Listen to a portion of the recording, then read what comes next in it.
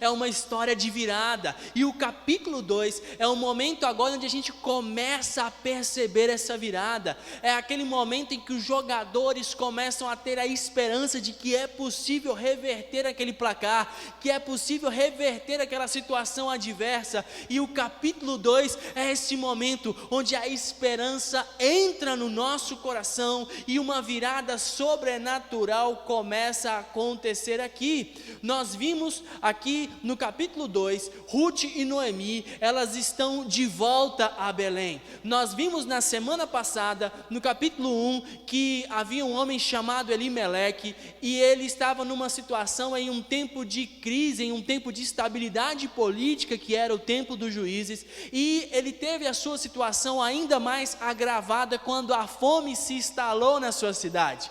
E por causa disso, Elimeleque decide ir para outra cidade, para um lugar melhor, para a cidade de Moabe. Naquela cidade, a dor encontrou aquela família, porque Elimeleque e os 2 filhos morreram, restando apenas a Noemi, viúva, Ruth e órfã. E então Noemi decide voltar para Belém, cheia de dor e amargura. Na semana passada nós falamos que a esperança em Deus é a única forma de vencer a dor. E hoje nós vamos agora olhar para o capítulo 2, porque é o momento onde Ruth e Noemi já estão de volta a Belém. No verso 21, Noemi afirma que ela saiu de Belém ditosa, ela saiu cheia de recursos, abastada, mas agora ela volta em extrema pobreza, a ponto de que Noemi pedisse às pessoas que estavam com ela de que a chamassem de Mara. A palavra Mara significa amarga, Noemi significa agradável. Perceba que a circunstância na vida de Noemi fez com que ela enxergasse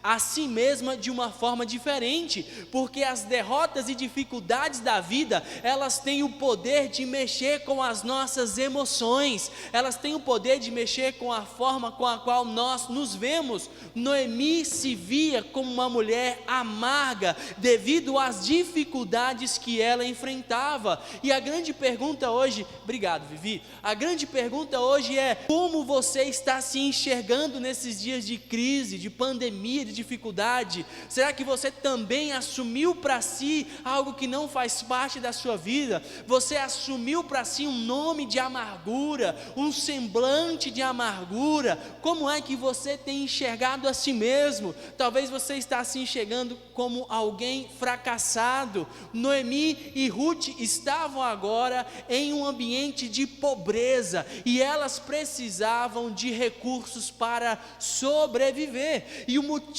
que fez com que Ruth saísse de Moabe, que Ruth abandonasse uma vida praticamente mais fácil ao voltar para a casa dos seus pais e vir para Belém acompanhando sua sogra, o motivo que fez com que Ruth tomasse essa decisão é porque Ruth assumiu com Noemi um compromisso com Deus de Noemi. Ruth diz para Noemi: olha, a partir de agora o teu Deus será o meu Deus. O fato de Ruth depositar a sua esperança em Deus a levou a ações que ajudavam a vencer a escassez. Ruth e Noemi estavam em uma situação de pobreza e escassez, mas a esperança dessas mulheres depositadas no Senhor fez com que elas vencessem a escassez. E o capítulo 2 é o momento da virada, é a hora onde as coisas começam a acontecer. Hoje nós vamos olhar para esse capítulo 2 do livro de Ruth e nós vamos entender que quando nós colocamos a nossa esperança em Deus, nós podemos vencer a escassez. Eu não sei quais são as coisas que você tem passado, as dificuldades, mas saiba que a nossa esperança em Deus gera em nós ações que nos fazem caminhar para vencer a escassez. Por isso eu quero compartilhar com você alguns tópicos importantes hoje aqui nessa manhã especial. Primeira coisa que nós vamos aprender aqui é que a esperança que vence a escassez nos leva a agir com iniciativa. A esperança em nossos corações que nos faz vencer a escassez é aquela esperança em Deus que nos leva a agir com iniciativa. Eu quero te motivar a hoje. Tome iniciativa. No versículo de número 2 e 3, nós vemos Ruth chegando até Noemi e dizendo, olha só o que diz o versículo 2: Ruth, a moabita, disse a Noemi: deixa-me ir ao campo e apanharei espigas atrás daquele que me favorecer.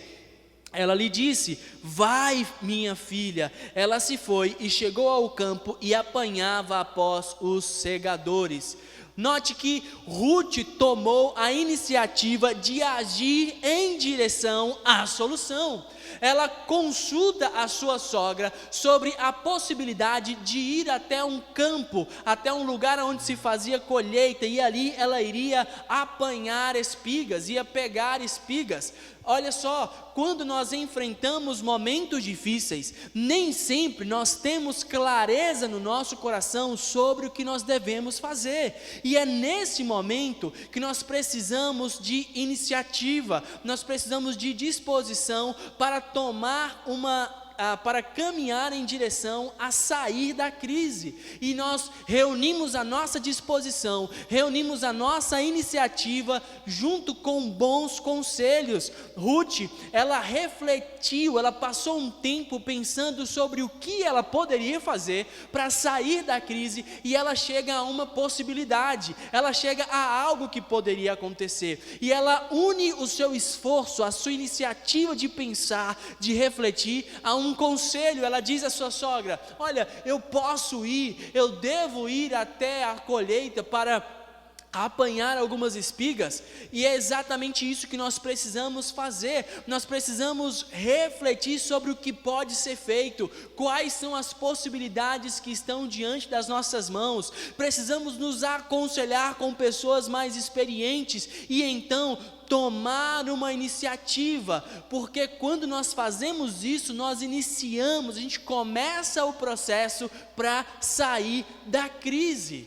Ruth refletiu sobre o que poderia ser feito, ela se aconselhou e ela começou a agir. Tome a iniciativa, e tomar a iniciativa tem muito a ver com fazer o que está ao nosso alcance. E nós aprendemos a segunda lição do capítulo de número 2, que é a seguinte: a esperança que vence a escassez nos ajuda a não condicionar as nossas ações às ações dos outros. Olha só isso, você precisa entender, eu quero te motivar a entender isso hoje. A esperança que vence a escassez é aquela que vai nos ajudar a não condicionar as nossas ações às ações dos outros. Você não pode condicionar a sua ação ao fato dos outros estarem fazendo ou não. Porque se você fizer isso, você corre o risco de nunca fazer nada para sair da crise. Não é porque aqueles que deveriam estar fazendo alguma coisa não estão fazendo, que você vai deixar de fazer também. Não é porque ninguém na sua rua está usando máscara para sair de casa, por exemplo, que você também vai deixar de usar. Não é porque todos os amigos e as pessoas que você conhece têm relacionamentos de namoro fora dos padrões de Deus, que você vai abandonar os princípios de Deus para a sua vida. Não é porque os outros não fazem que você vai deixar de fazer. Ruth poderia muito bem ter pensado que era Noemi quem tinha que fazer alguma coisa. Pensa comigo um segundo, olha só. Belém era a cidade de Noemi e não de Ruth. Era Noemi quem conhecia aquela cidade e não Ruth. Era Noemi quem conhecia as pessoas daquela cidade. Já havia, de certa forma, alguma ligação entre Noemi e as pessoas daquele lugar, e talvez fosse mais fácil para Noemi conseguir ajuda ou alguma provisão. Ruth era simplesmente uma estrangeira, e quem é que iria desejar ajudar uma estrangeira? Ruth poderia simplesmente ter dado a seguinte justificativa ou a seguinte desculpa. Ela poderia ter dito: bom, se Noemi, que é daqui, que conhece a galera, não está se movimentando para levantar recursos, imagina eu que não conheço ninguém. Quem tem que fazer é Noemi. Falando sobre Noemi, na sua chegada em Belém, Emílio Garófalo, em seu livro sobre Ruth, diz o seguinte: olha só, Noemi está sendo quase um peso morto, travada em sua autocomiseração, focada em ser triste. Essa era Noemi, alguém que não estava agindo, focada em ser triste. E Ruth poderia ter dito: bom, se ela que é daqui não está fazendo nada, por que eu vou fazer? Mas você não pode condicionar a sua ação com base naqueles que não estão fazendo nada, ou que estão deixando de fazer o que deveria. Você precisa condicionar a sua ação à esperança que está em Deus, e a esperança em Deus levará você a agir. Irmãos, na escola, quando eu estudava, todos os dias que eu ia caminhando para a aula, eu passava em frente ao muro que tinha uma frase muito legal, e essa frase ficou guardada na minha mente. Essa frase dizia o seguinte: por não saber que era impossível, alguém foi lá e fez. Depois, algum tempo depois, eu descobri que aquela frase era de um poeta romancista francês, chamado Jean Cocteau. É francês, né? Não sei a pronúncia.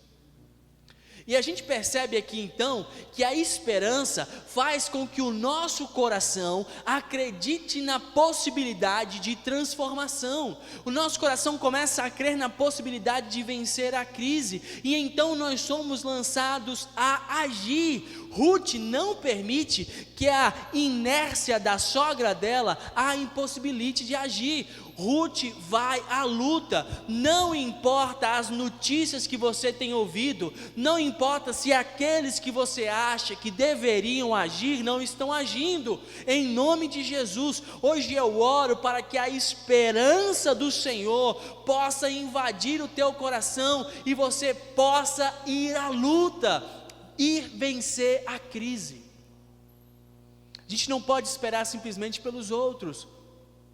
Não condicione a sua ação à ação das outras pessoas. Terceira coisa que nós aprendemos aqui é que a esperança que vence a escassez, ela nos ajuda a não condicionar as nossas ações à oportunidade perfeita. A esperança que vence a escassez nos ajuda a não condicionar as nossas ações à oportunidade perfeita. Eu não sei você, mas eu tenho certeza que nem sempre as oportunidades que aparecem nas nossas vidas são exatamente aquelas que nós sonhamos ou idealizamos. Pode ser que as possibilidades e oportunidades que se apresentaram a você não sejam exatamente aquelas que você gostaria de ter. Às vezes as portas que se abrem na sua vida não são aquelas que você sonhou ou que você imaginou. Ruth, ela agarrou a oportunidade que tinha em suas mãos. A lei do Senhor diz em Levítico 19, no versículo 9 e 10 o seguinte: olha só o que diz a lei de Deus: quando cegares a messe da tua terra, o canto do teu campo não cegarás totalmente, nem as espigas caídas da tua messe. Não rebuscarás a tua vinha, nem colherás os bagos caídos na tua vinha, deixá-los-ás ao pobre e ao estrangeiro. Eu sou o Senhor vosso Deus. O que acontecia aqui? Geralmente a colheita acontecia da seguinte forma: os homens ficavam com um trabalho mais difícil, eles se abaixavam para cortar os feixes, e as mulheres vinham logo atrás, colhendo esses feixes que haviam sido cortados, e elas amarravam fazendo os molhos, os montantes. Durante o trabalho, parte do produto que eles iam cortando e colhendo ia caindo no chão, e a Bíblia diz que esse produto que caía no chão não deveria ser recolhido, porque alguém que tinha necessidade, ou um estrangeiro que estivesse passando por ali, ele ia poder colher, recolher, pegar para ele aquele material que não fora colhido pelos coletores que passaram por ali. E é exatamente isso que Ruth vai fazer. No momento, é o que pode ser feito, e é exatamente o que ela irá fazer. Emílio Garófalo, no seu livro sobre Ruth, diz o seguinte: olha, por vezes é muito difícil para quem já esteve em uma boa situação financeira dar o passo duro de fazer um serviço que seja aparentemente humilhante. Talvez você já tenha passado por isso. Ruth também, ela, quando casada, experimentou um momento de provisão, um momento onde havia abundância, onde ela tinha bastante recurso e o seu marido trazia provisão para ela. Então ela experimentou uma vida abastada, mas no exato momento, a porta que se abre para ela é colher as espigas que caem no chão. Por isso Ruth, ela aproveita a oportunidade que tem, ela não espera a oportunidade perfeita, ela não condiciona o seu agir àquela oportunidade dos sonhos que ela sempre sonhou. Um exemplo muito inspirador desse princípio foi o que aconteceu lá em casa. Eu lembro que após o nascimento do nosso segundo filho, o Vinícius, a Mary, a minha esposa, ela começou a desejar a voltar ao mercado de trabalho.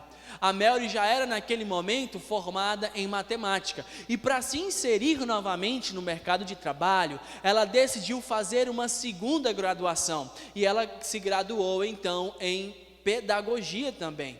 E agora ela estava pronta para ser inserida no mercado de trabalho, e ela recebeu uma oportunidade de ser monitora numa escola particular. Note que aquela não era a oportunidade dos sonhos, estava longe de ser. O salário não era aquilo que nós esperávamos ou que ela esperava, e ela também, já com 2 graduações, ela queria o mínimo ser professora da escola, mas a porta que se abriu foi para ser monitora. Ela iria cuidar de uma criança autista, levando ao banheiro, trazendo algo bem simples para a sua qualificação profissional. Mas a Mary não condicionou a sua ação à oportunidade perfeita, e ela aceitou aquele trabalho. E é muito interessante porque Deus faz coisas incríveis nas nossas vidas. 15 dias depois de aceitar aquele trabalho, um dos professores da escola saiu e ela pôde ocupar o lugar dele. E ela foi para uma turma com 3 alunos somente, e num horário muito legal para ela. Depois disso, 8 meses depois, ela estava trabalhando na Secretaria de Educação. Não condicione a sua ação à oportunidade perfeita. Nem sempre você vai começar do lugar aonde você gostaria de começar, mas não importa onde você comece, contanto que você não se esqueça de onde você deseja chegar. Nós precisamos nos lembrar do princípio bíblico de Eclesiastes 9:10, que nos diz que tudo que vier para fazer as nossas mãos, nós devemos realizar da melhor forma possível. Isso se aplica em cada área da nossa vida. Hoje, por exemplo, nós estamos em um momento atípico, é um momento onde você está assistindo uma celebração em sua casa, online. Isso não é o ideal, nós gostamos de estarmos juntos aqui, podendo nos abraçar presencialmente, etc. No entanto, apesar de você não estar numa circunstância ideal, não estar da forma com que nós gostaríamos que estivéssemos, nós não podemos utilizar isso para não agir. Você não pode, por exemplo, deixar de anotar a mensagem. Você não pode deixar de organizar o seu tempo para receber mais de Deus. Não utilize aquilo que não é o ideal como uma desculpa para não entregar o teu melhor, para não receber o melhor de Deus. Nós precisamos fazer o melhor que pudermos, e assim iremos avançar diante da crise. Quarta coisa que nós aprendemos aqui é que a esperança que vence a escassez, ela descansa sabendo que Deus está no controle. Aleluia, Deus está no controle, e por causa disso nós podemos descansar.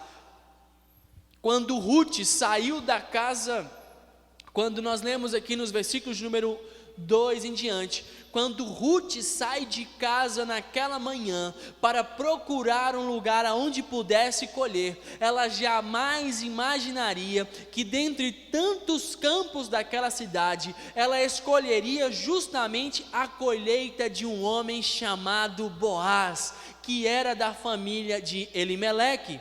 Deus leva Ruth até Boaz. E Boaz não é qualquer parente. Mais à frente nós vamos falar um pouco mais sobre isso. Boaz era o parente que poderia resgatar Ruth. Era um parente que tinha ligação com Noemi. Era alguém que poderia e que estava disposto a cuidar de Ruth e de Noemi. Era alguém bondoso para com elas. Talvez você nem saiba das coisas que Deus está fazendo ao sair de casa pela manhã, mas Deus, que está no controle, está providenciando o escape, está providenciando circunstâncias que levarão você a vencer a escassez. Por isso, descanse no Senhor. Perceba aqui que enquanto Ruth está trabalhando, estão acontecendo coisas que ela nem imagina. Deus está conduzindo as coisas. Note só que Ruth vai a um campo aonde havia espigas para colher. Ela vai a um lugar onde haveria a possibilidade de alcançar o seu sustento. Ruth vai também a um campo, Deus a direciona a um campo onde as pessoas que colhiam levavam a sério o que a lei de Deus mandava em Levítico 19, de 9 a 10.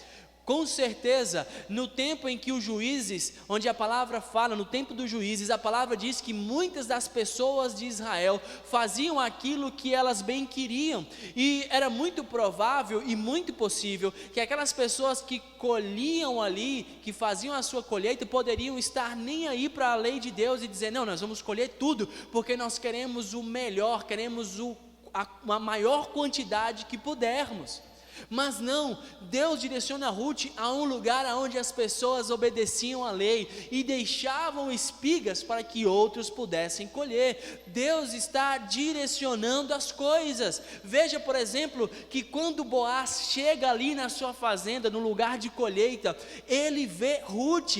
Deus está providenciando encontros, e ele não apenas vê e não apenas nota Ruth, mas ele pergunta a um servo: quem é aquela mulher? E aquele servo, ainda que não a conhecesse tão bem, ainda que não ganhasse nada em troca, aquele servo elogia Ruth, fala bem de Ruth, diz: olha, essa é a mulher, é a nora de Noemi, e ela veio para cá. E ele faz um elogio nos versos 7 e 8. Perceba que Deus está no controle, Deus estava protegendo Ruth.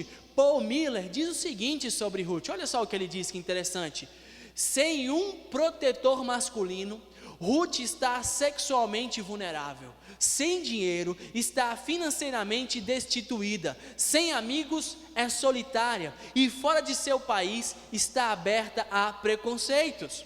Emílio Garofalo diz também: por mais que Ruth estivesse humanamente desprotegida, ela estava divinamente amparada.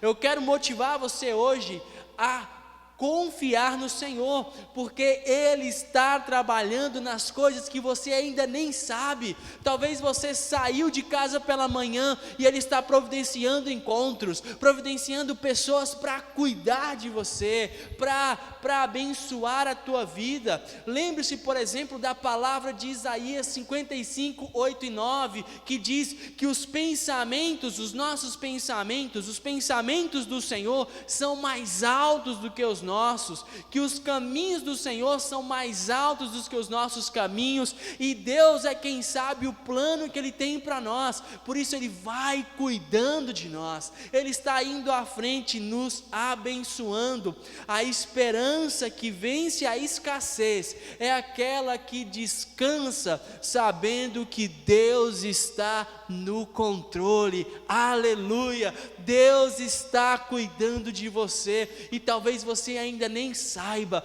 Enquanto nós dormimos, Deus cuida de nós.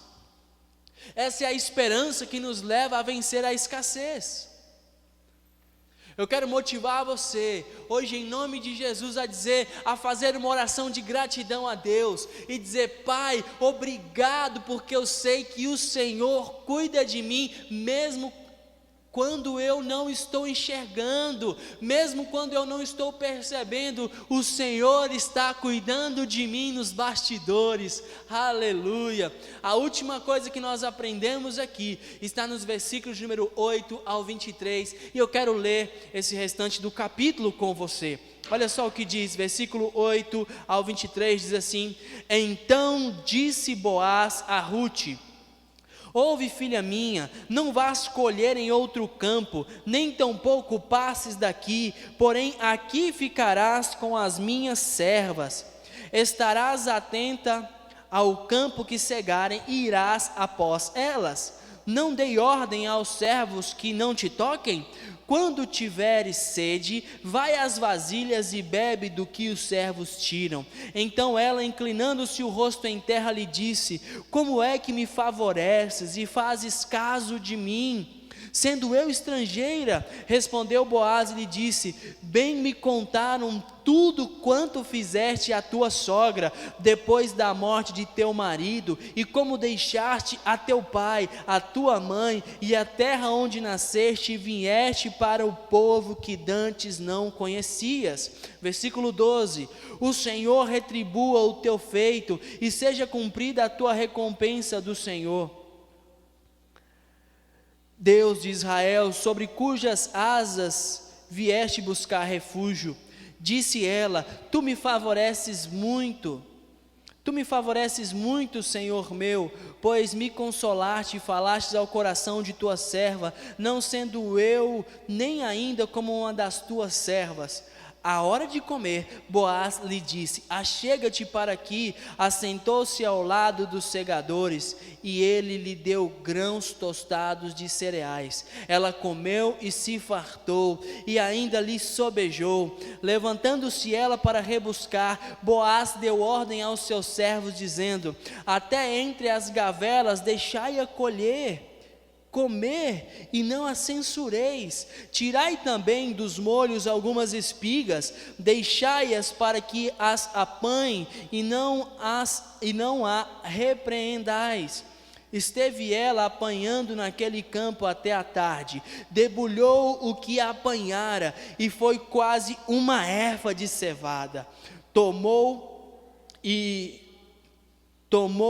e veio à cidade, e viu sua sogra que havia apanhado, também o que lhe sobejara depois de fartar-se, tirou e deu à sua sogra. Então lhe disse a sogra: Onde colhestes hoje?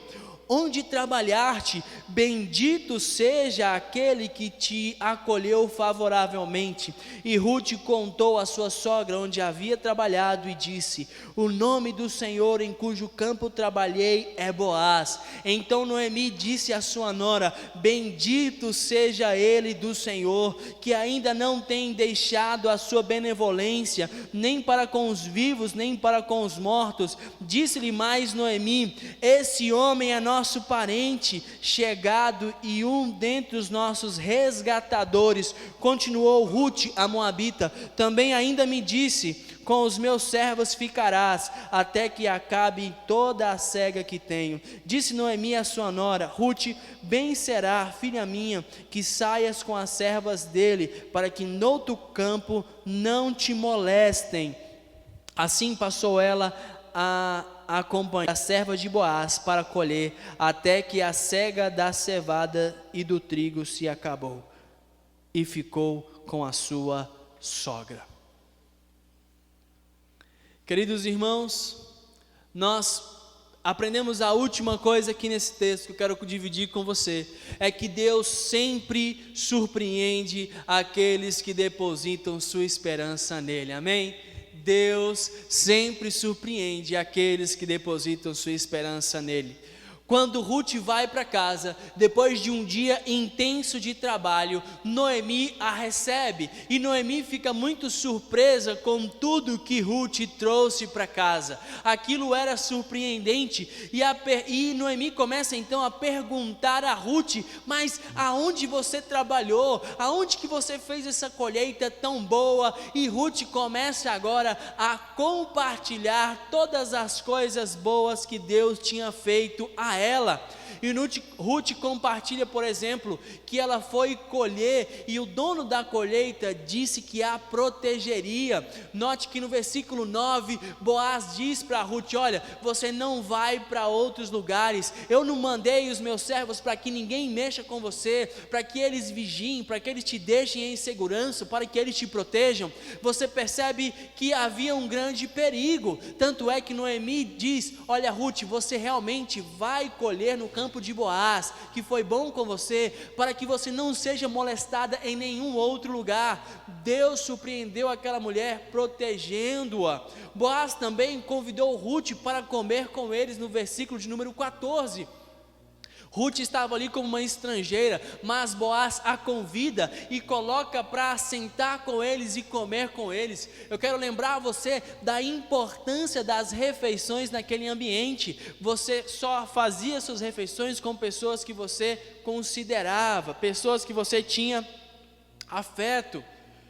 Perceba, Ruth também está contando que Boaz ordenou aos seus servos que deixassem que Ruth colhesse aquilo que normalmente não seria permitido, e ainda mais, os servos deveriam pegar algumas espigas nos molhos lá e deveriam deixar cair de propósito para que Ruth pudesse apanhar.